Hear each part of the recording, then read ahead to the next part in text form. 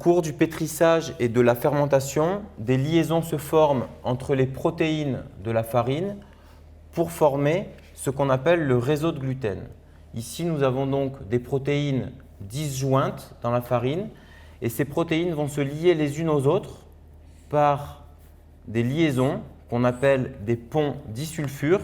Ces ponts, en réunissant des petites protéines, vont permettre de constituer une structure beaucoup plus grande qu'on appelle le réseau de gluten. L'élément essentiel de ce réseau, c'est cette liaison ici, ce pont entre deux protéines qu'on appelle le pont disulfure.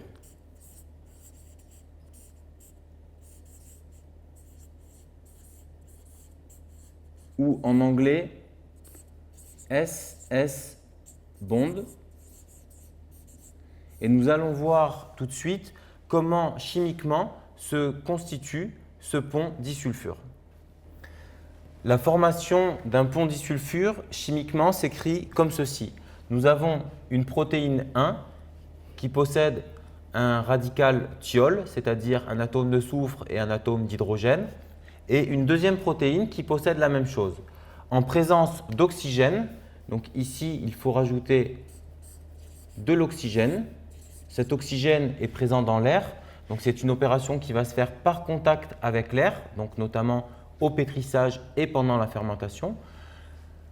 Au contact de l'oxygène, on va avoir la réaction suivante, on a une oxydation de ces radicaux, donc les protéines vont se lier les unes aux autres avec la production d'une molécule d'eau. On retrouve donc bien l'oxygène qui vient de l'air et les deux atomes d'hydrogène ici sont présents dans l'équation finale dans la molécule d'eau. On a donc ici la modélisation chimique du pont disulfure. On part donc de deux protéines qui sont disjointes, la numéro 1 et la numéro 2, pour former plus qu'une seule grande protéine. Cette structure-là ici est le pont disulfure. Nous avons vu qu'au cours du pétrissage et de la fermentation, le réseau de gluten se constitue avec la formation de ponts disulfure. Ce réseau de gluten natif, nous l'avons vu, a une structure élastique et est assez peu digeste pour une partie significative de la population. Nous allons voir qu'au cours du processus de boulangerie, au cours du processus de panification, ce réseau de gluten va évoluer de manière différente lorsque l'on travaille au levain ou lorsque l'on travaille à la levure. Lorsque l'on travaille au levain, le pH de la pâte est acide et proche de 4. On a donc un pH ici proche de 4. Tandis que dans les fabrications à la levure, le pH est un pH neutre ou en tout cas très peu acide avec un pH supérieur à 5.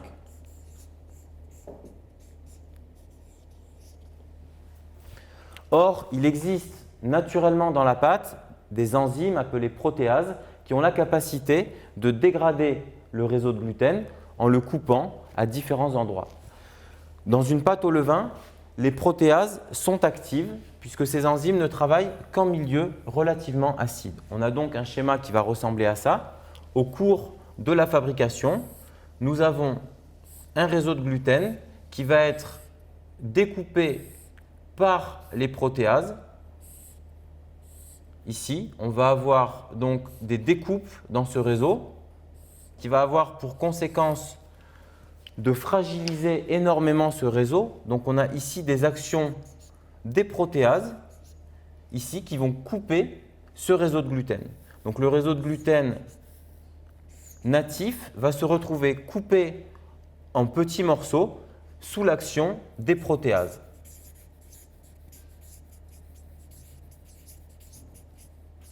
Ceci a deux conséquences. Premièrement, ça rend le travail du boulanger plus difficile puisque la structure du gluten s'altère au cours du temps.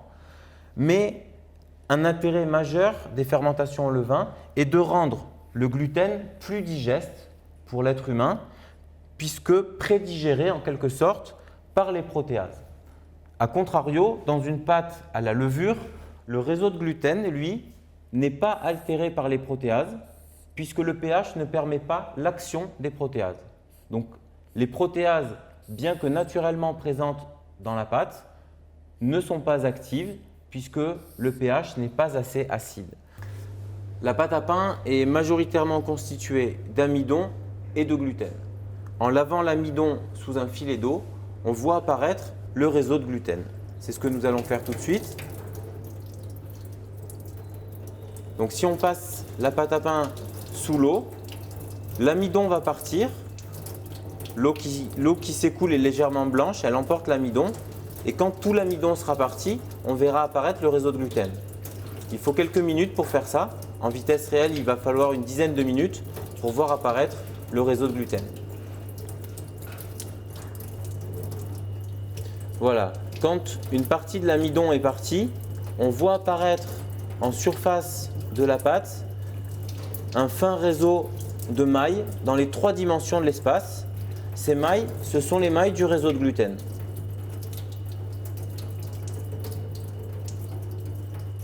On va le voir apparaître sur toute la surface du pâton. Et si on prenait le temps d'enlever tout l'amidon dans l'épaisseur de la pâte, on verrait que ce réseau est en fait une charpente tridimensionnelle présente dans toute la pâte. On va faire un gros plan sur ces mailles du réseau qui se gonflent ici sous un filet d'eau. Ces mailles, ce sont les mailles du réseau de gluten.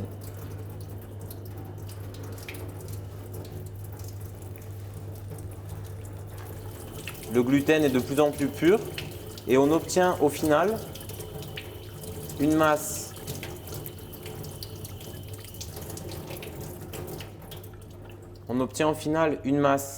très élastique ici, avec une consistance de gros chewing-gum ici. Ça, c'est du gluten natif, c'est le gluten tel qu'il se présente dans la pâte à pain. C'est ce gluten qui pose problème en termes de digestibilité pour une partie significative de la population, pas pour tout le monde bien entendu, mais pour une partie de la population. Et nous allons voir que cette structure va évoluer au cours de la fermentation.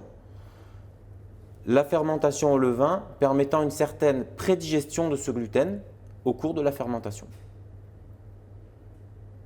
Dans une pâte au levain, le travail des protéases va donc rendre la pâte plus fragile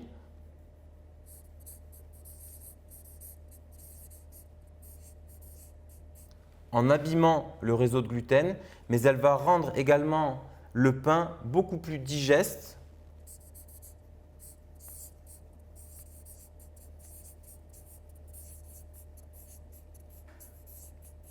en prédigérant ce réseau qui, à l'état natif, est une très grande molécule élastique.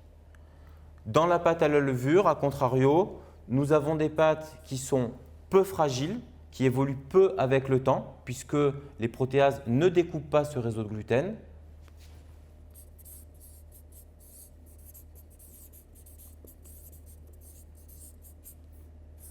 Mais également des pâtes moins digestes, puisque le réseau de gluten n'est pas prédigéré sous l'action des enzymes protéases.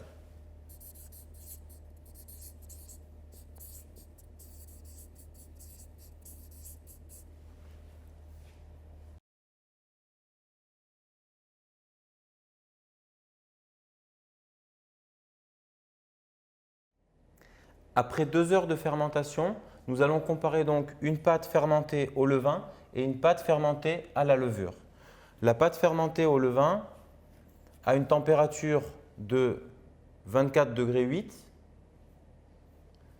et un pH inférieur à 5, un pH de 4,96. À ce pH-là, les protéases travaillent peu et le réseau de gluten est en très bon état, c'est-à-dire qu'on a un réseau de gluten qui reste ici élastique, qui reste extensible. On n'a pas de déstructuration ici du réseau de gluten.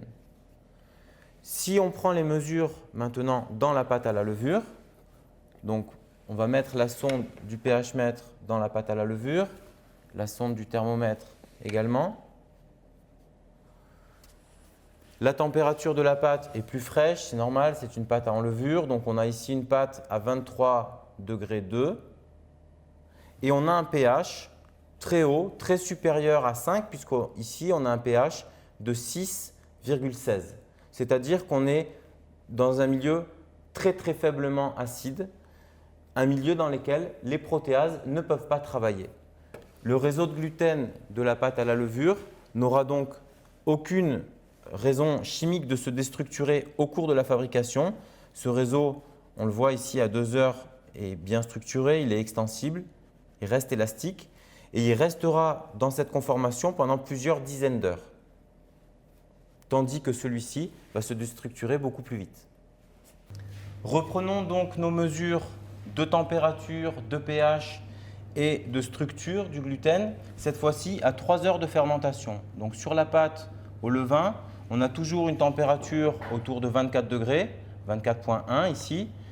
Le pH par contre à 3 heures maintenant est descendu à 4,56. Donc on a un pH qui descend, c'est-à-dire que l'acidité du milieu augmente, c'est normal puisque les bactéries produisent de l'acidité.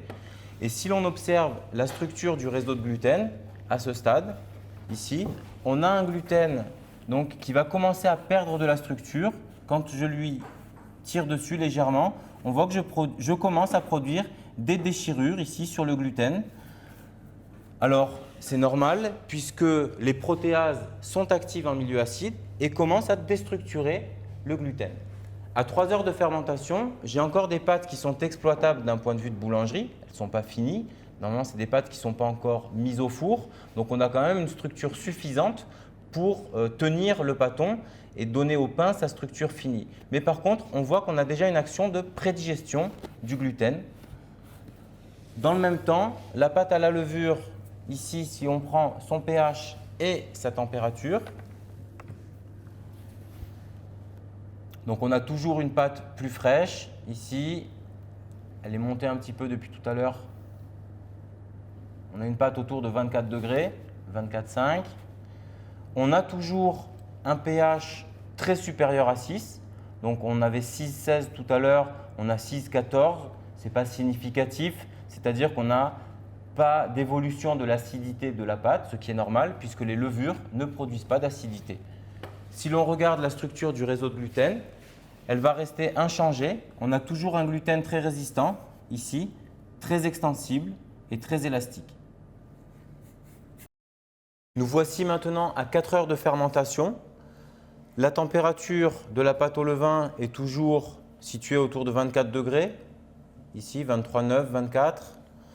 Le pH, lui, continue de descendre. On a un pH à 4,02.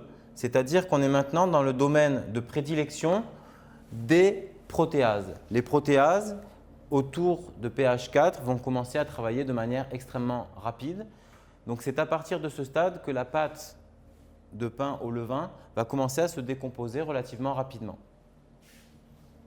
Nous allons regarder la structure du gluten à ce stade.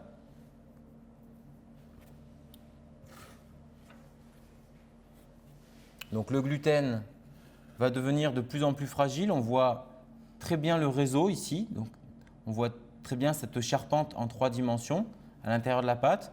Mais on se rend compte également que dès qu'on tire sur cette charpente, on la brise. Ici, on a des ruptures qui apparaissent beaucoup plus rapidement que tout à l'heure. On voit également que la pâte, lorsqu'on la déforme, commence à briller ici. C'est de l'eau qui sort du réseau de gluten pour apparaître en surface. Donc, à chaque fois qu'on a des pâtes qui brillent et du coup qui collent, c'est que de l'eau est en train de sortir du réseau de gluten. Le réseau est en train de se déstructurer. Dans le même temps, si nous prenons les mesures sur la pâte à la levure, mesure de pH et mesure de température. Donc la température est toujours située, comme tout à l'heure, autour de 24 degrés. Donc là, on a des pâtes qui fermentent en chambre de fermentation, donc on n'a pas de problème à ce niveau-là. Le pH, quant à lui, descend très très légèrement, mais on a toujours un pH situé autour de 6. On est à 5,90 tout de suite. Donc, toujours dans une plage de pH incompatible avec le travail des amylases. Donc, ici, si l'on regarde quelle est la structure du gluten, ici, on a une structure de gluten qui est encore très tonique. Le gluten ne se déstructure pas. Même si on l'étend, on n'a pas de rupture à l'intérieur du gluten.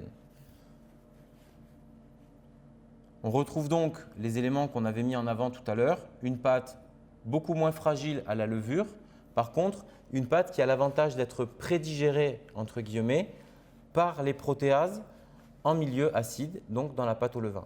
Une pâte qui sera donc au final plus digeste qu'une pâte en levure. On reprendra cette mesure également dans 1 heure pour voir comment va évoluer la structure de la pâte au levain et voir que la déstructuration, à partir de maintenant, va devenir de plus en plus rapide. Donc, reprenons nos mesures de pH, cette fois-ci à 5 heures de fermentation. La température de pâte est toujours à 24, toujours maintenue à 24. Le pH, lui, a chuté assez fortement. Donc, on a un pH à 3,95.